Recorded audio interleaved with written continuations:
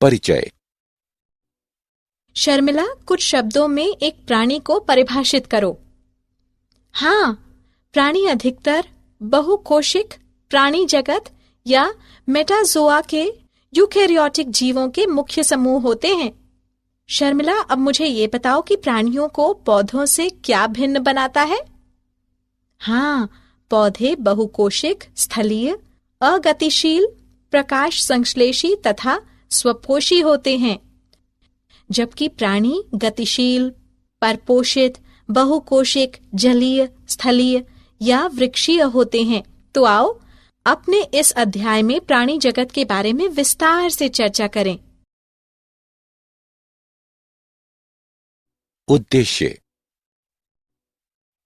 इस पाठ के अंत में आप निम्न करने में सक्षम हो जाएंगे: प्राणी क्या हैं, ये परिभाषित करना, विभिन्न प्रकार के प्राणियों के विषय में जानना, प्राणी जगत के विविध अभिलक्षणों को समझना, संगठन के विविध स्तरों के विषय में जानना, शरीर सम्मिति को समझना, द्विकोरिक तथा त्रिकोरिक संगठन को समझना, प्रागुहा के विषय में जानना, खंडी भवन को समझना,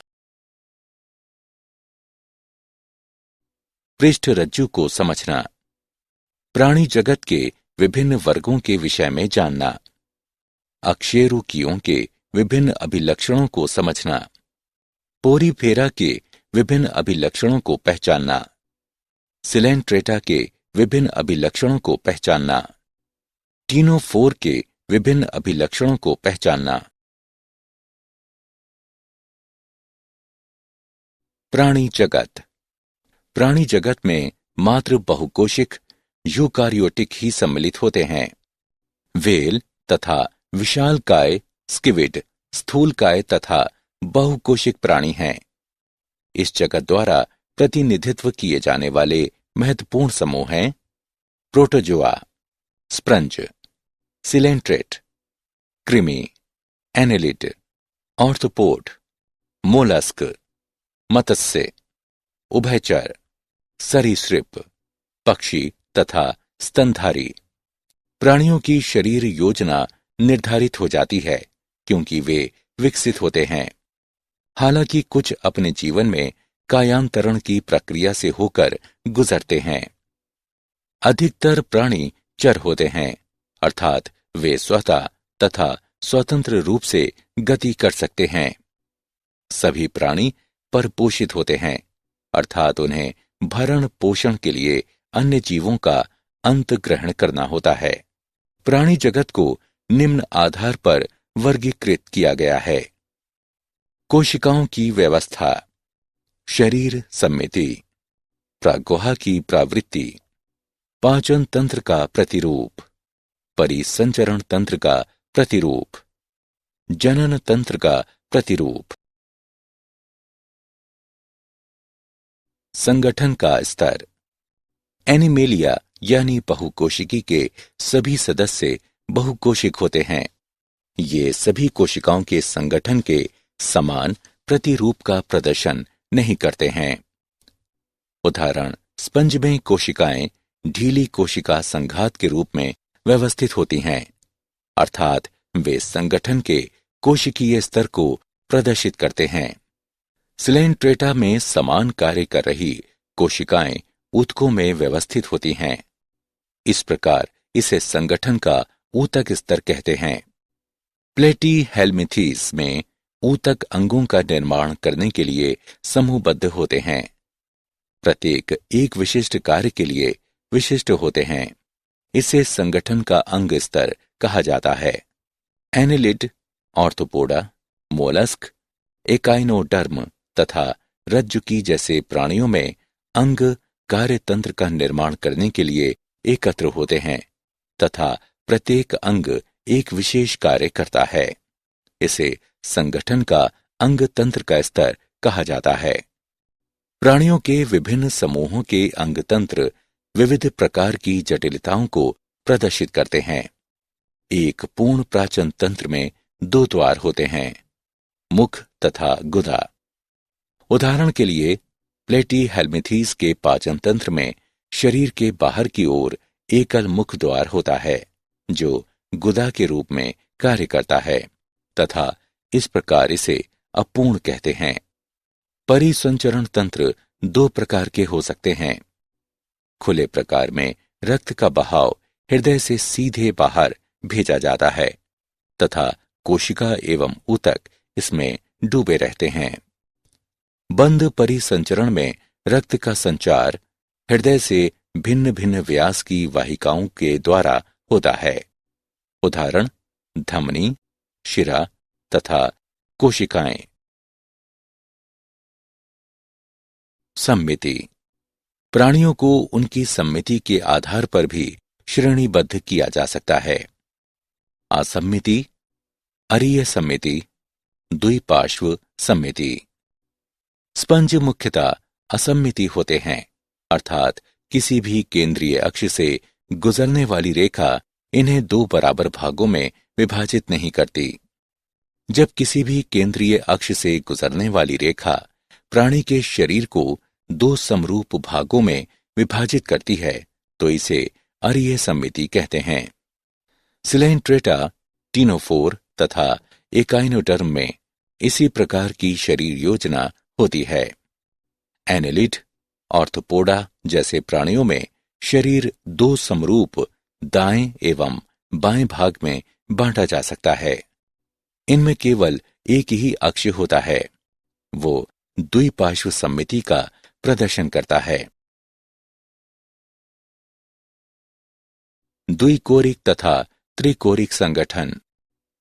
जिन प्राणियों में कोशिकाएं दो भ्रूणीय स्तरों में व्यवस्थित होती हैं, एक बाह्य एक्टोडर्म अर्थात बाह्य त्वचा तथा एक आंतरिक एंडोडर्म अर्थात आंतरिक त्वचा, वे द्विकोरिक प्राणी कहलाते हैं।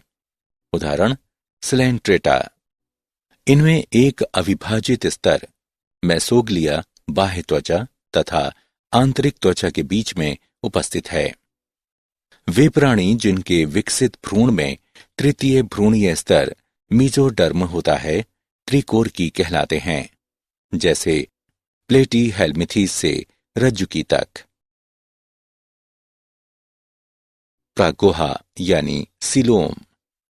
वर्गीकरण में शरीर भित्ति तथा आहार नाल के बीच में गुहा की उपस्थिति अथवा अनुपस्थिति वर्गीकरण का महत्वपूर्ण आधार है। मीजोडर्म मध्य त्वचा से आच्छादित शरीर गुहा को देह गुहा कहते हैं तथा इससे युक्त प्राणी को प्रागुही प्राणी कहते हैं। उदाहरण एनेलिड, मोलस्क, ऑर्थोपोडा, एकाइनोडर्म, हेमीवफॉर्डिड तथा कॉडेट। कुछ प्राणियों में ये गुहा मीसोडर्म से आच्छादित नहीं होती, बल्कि मध्य त्वचा यानी मीजोडर्म बाह्य त्वचा एवं अंतः त्वचा के बीच बिखरी हुई थैली के रूप में पाई जाती है। उन्हें कुटगुहिक कहते हैं, जैसे कि एस्केल्मिंथेस। जिन प्राणियों में शरीर गुहा अनुपस्थित होती है उन्हें अगुह्य कहते हैं, जैसे कि प्लेटीहेल्मिंथेस। खंडी भवन यानी सेगमेंटेशन। कुछ प्राणियों में शरीर बाह्य तथा आंतरिक दोनों ओर श्रेणीबद्ध खंडों में विभाजित होता है, जिनमें कुछ अंगों की क्रमिक पुनरावृत्ति होती है। उस प्रक्रिया को खंडी भवन कहते हैं। उदाहरण के लिए एक केंचुए में शरीर का विखंडी खंडी भवन होता है और ये विखंडावस्था कहलाती है।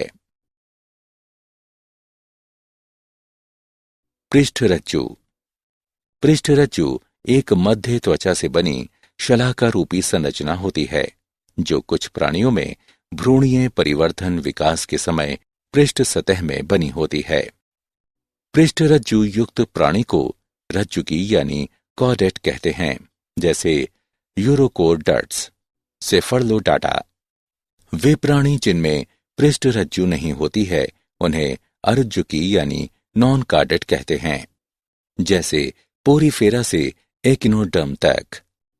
ये बाहरी स्रोतों से भोजन ग्रहण करते हैं। वो अपना भोजन निगलते हैं तथा भोजन को शरीर के अंदर पचाते हैं। प्राणी जगत का वर्गीकरण। प्राणी जगत का विभाजन दो मुख्य लक्षणों के आधार पर किया गया है, आकशेरुकी, कशेरुकी। आकशेरुकी वे प्राणी जिनमें मेरुदंड नहीं पाया जाता है। कशेरुकी वे प्राणी जिनमें मेरुदंड पाया जाता है। प्राणी जगत को मुख्य रूप से चित्र में दिए गए समान लक्षणों के आधार पर वर्गीकृत किया जाता है। प्राणी जगत 9 संघों में विभाजित है।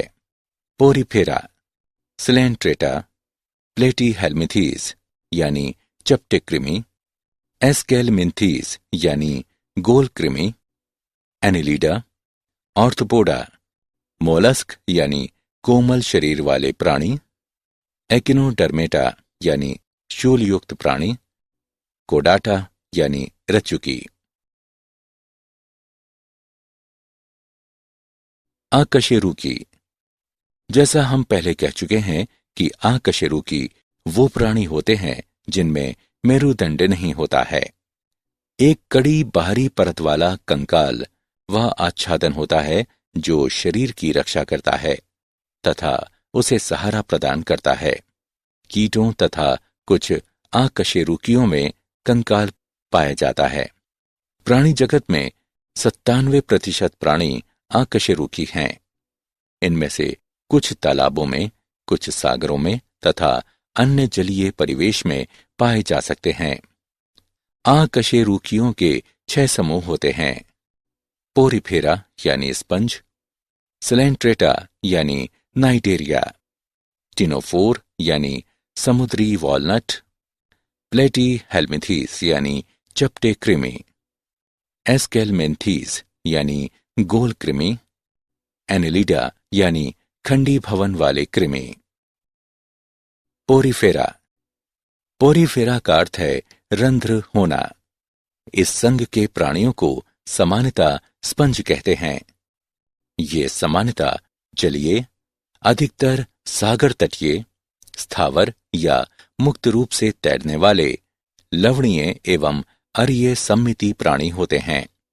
ये अधिकतर असम्मिति प्राणी होते हैं तथा अधिकतर समुद्री होते हैं। ये पौधे जैसे दिखते हैं। ये एक ही स्थान पर स्थिर रहते हैं। ये आद्य बहुकोशिक प्राणी हैं तथा इनमें कोशिकीय स्तर का संगठन होता है। स्पंजों में जल परिवहन या नाल तंत्र पाया जाता है। जल सूक्ष्म रंध्र ऑस्ट्रिया द्वारा शरीर की केंद्रीय स्पंज गुहा यानी स्पंजोशील में प्रवेश करता है तथा बड़े रंध्र ऑस्वुफलम द्वारा बाहर निकलता है। जल परिवहन का ये रास्ता भोजन जमा करने, श्वसन तथा अपशिष्ट पदार्थों को उत्सर्जित करने में सहायक होता है। कोइनोसाइट या कॉलर कोशिकाएं स्पंज गुहा तथा नाल तंत्र को स्तरित करती हैं। अंतराकोशिक पाचन होता है। कंकाल शरीर को आधार प्रदान करता है जो कंटिकाओं तथा स्पंजिन तंतुओं का बना होता है। स्पंज प्राणी उभय लिंगाश्रयी होते हैं। अंडे तथा शुक्राणु दोनों एक द्वारा ही बनाए जाते हैं। स्पंज अलैंगिक विखंडन द्वारा तथा लैंगिक जनन युग्मकों द्वारा करते हैं। निषेचन आंतरिक होता है तथा परिवर्धन अप्रत्यक्ष होता है, जिसमें वयस्क से भिन्न आकृति का लार्वा पाया जाता है। सिलेंट्रेटा। नाइडेरिया शब्द को नाइडोब्लास्ट या नाइडोसाइट से लिया गया है। इन नाइडोब्लास्ट में दंश कोशिकाएं या निमेटोब्लास्ट स्पर्शक तथा शरीर पर उपस्थित होते हैं। दंश कोरक यानी नाइडोब्लास्ट स्थिरक, रक्षा तथा शिकार पकड़ने में सहायक हैं। नाइडेरिया में ऊतक स्तर संगठन होता है और ये द्विकोशिकीय होते हैं। इनमें केंद्रीय जठर संवहनी गुहा पाई जाती है, जिसका मुख द्वार अधोमुख यानी हाइप्रोस्टोम होता है। कुछ सदस्यों जैसे कि प्रवाल में कैल्शियम कार्बोनेट का बना हुआ एक कंकाल पाया जाता है। इनका शरीर मूल रूप से दो आकारों पालिप तथा मेडुसा से बनता है। पालिप स्थावर तथा बेलनाकार होता है, जैसे कि हाइड्रा, एडेमेसिया आदि। वहीं मेडुसा छतरी के आकार का तथा मुक्त प्रलावी होता है, जैसे ओरेलिया या जेलीफिश। ये नाइटेरिया, जिनमें दोनों पालिप तथा मेडुसा दोनों रूप में पाए जाते हैं, उनमें पीढ़ी एकांतरण होता है। जैसे ओबेलिया में पालिप अलैंगिक जनन द्वारा मेडुसा उत्पन्न करता है तथा मेडुसा लैंगिक जनन के द्वारा पालिप उत्पन्न करता है। उदाहरण फाइसेलिया यानी पुर्तगाली युद्ध मानव, एडमसिया यानी समुद्र एनिमोन, पेनाट्यूला यानी समुद्री पिच्छ, गोर्गोनिया यानी समुद्री व्यंजन तथा मेंटरीना यानी ब्रेन कोरल। टीनोफोर सामान्यतः समुद्री अखरोट, सी वॉलनट या कंकाल जेली यानी कॉम जेली के नाम से प्रचलित टीनोफोर समुद्रवासी अरीय सम्मिति द्विकोरक जीव होते हैं तथा इनमें ऊतक श्रेणी का शरीर संगठन होता है। शरीर में 8 बाह्य प्रक्षमाभी कंकद पट्टिका होती है, जो चलन में सहायता करती है। पाचन अंतःकोशिक तथा अंतराकोशिक दोनों प्रकार का होता है। जीव संदीप्रित अर्थात प्राणी के द्वारा प्रकाश उत्सर्जन करना टीनोप्राफोर की मुख्य विशेषता है। नर एवं मादा अलग नहीं होते हैं। जनन केवल लैंगिक होता है। निषेचन बाह्य होता है तथा अप्रत्यक्ष परिवर्तन होता है, जिसमें लार्वा अवस्था नहीं होती।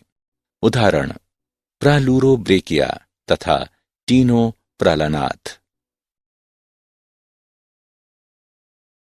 क्या आप जानते हैं, H.W. विल्सन ने सन 1970 में स्पंज में जनन की तीव्र शक्ति की खोज की थी। रॉबर्ट ग्रांट ने पोरीफेरा शब्द का सृजन किया। ल्यूकार्ट ने सिलेंट्रेटा शब्द दिया। सिलेंट्रेटा को उनके नाइडोब्लास्ट की उपस्थिति की वजह से नाइटेरिया भी कहा जाता है।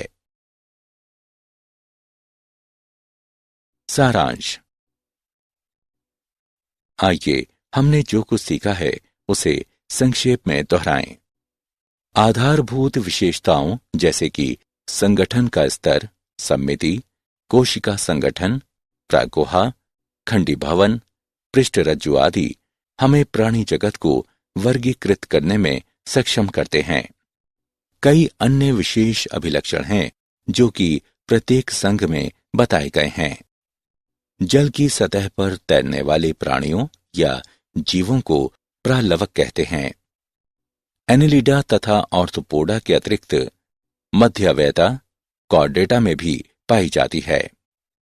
संगठन के आधार पर प्राणियों को प्रोटाजोआ तथा मेटाजोआ में समूहबद्ध किया जाता है।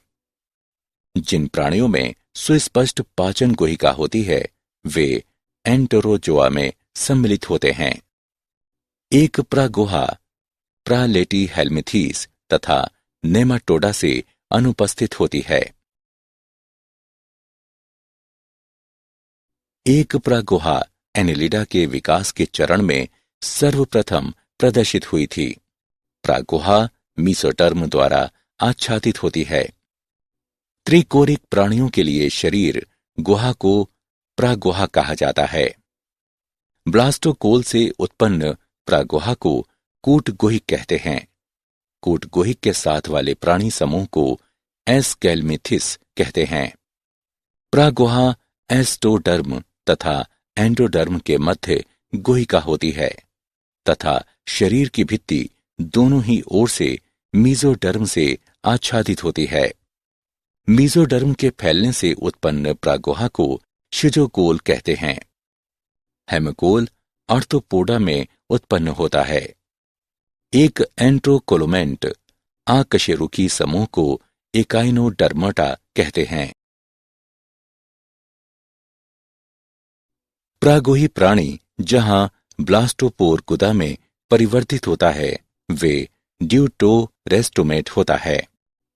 अरीय समिति सिलेंट्रेटा तथा एकाइनोडर्माटा में उत्पन्न होती है। अरीय समिति बहुधा उन प्राणियों में परिलक्षित होती है जिनमें जीवजात स्थानबद्ध प्रवृत्ति के होते हैं। मध्य अवैता एनिलिडा का अभिलक्षण होता है। पोरीफेरा में वे बहुकोशिक प्राणी सम्मिलित होते हैं जो संगठन के कोशिक स्तर को प्रदर्शित करते हैं तथा जिनमें आद्य बहुकोशिक अभिलक्षण होते हैं। स्पंज द्विकोरिक होते हैं तथा श्वसनी, उत्सर्जनी, परिसंचरण तंत्र तथा तंत्रिका कोशिकाओं से बने होते हैं। स्पंज में नाल तंत्र पाया जाता है। एक स्पंज में सभी नालों के लिए एक सामान्य प्रकोष्ठ को जठराभ गुहा कहा जाता है।